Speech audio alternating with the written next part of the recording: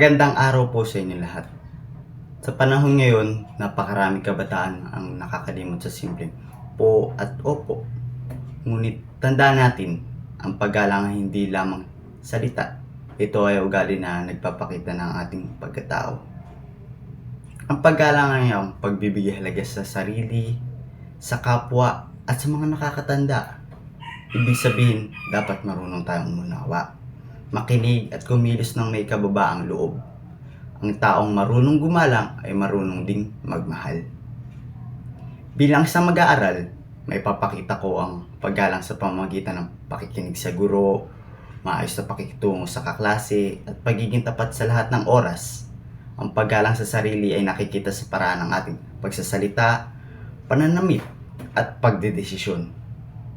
Sa ating komunidad, ang paggalang ay nasusukat sa pagtulong sa matatanda, pakikibagay sa iba, at pagpapanatili ng kapayapaan.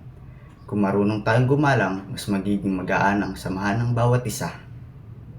Tandaan natin, ang paggalang ay susi sa maayos na ugnayan at mapayamang pamumuhay.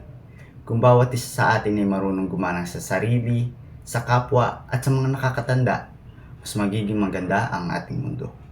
Maraming salamat po.